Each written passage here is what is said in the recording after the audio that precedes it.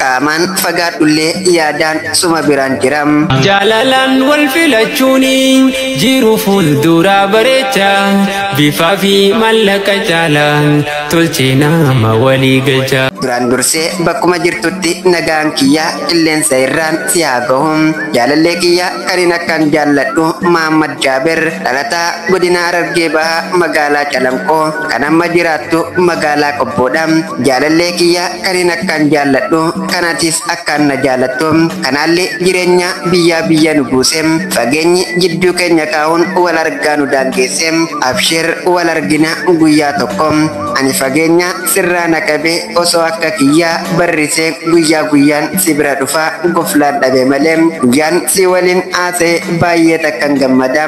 Guyyaan sin dubbifne jaalala keetiin hedduun dararama. Kanaaf jaalallee kiyya yoo rabbiin jedhe wal arguuf yeroo gabaabduun nu hafe agasitti na jala hin dhiphatin obsaan naaf jiraadhu siin ja'am.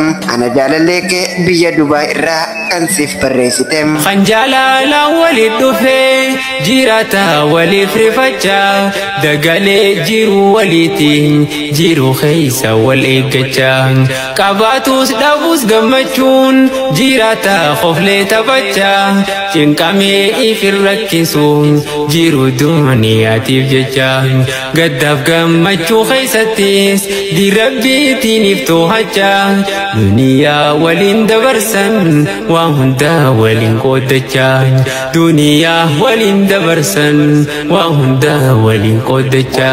Xalayaa jaalalaa walaloo jaalalaa asoosama seenaa jireenyaan qabaa karaa kamiiniin si argachuu danda'a jettan hundaaf karaan ittiin argachuu dandeessan karaa yuutuuba chaanalaa Burqaa Shinjiisuuf dhufuudhaan sabiskiraayib kisee isin gootan lakkoomsi waasaappii liinkiin waasaappii ol siniifaati achiin karaa wasaappiitiin na argachuu dandeessuun isiniin ja'a. Galatoomaa hojiin keenya yoo isinitti tole sheer laayik gootanii waliif qooduu hin dagatinaa.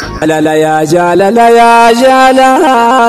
yaa rokkeetti onnee seentuu halaala sheekan jettu manguddoof dargaggeessa meessumaan miliqtee seenta keessa.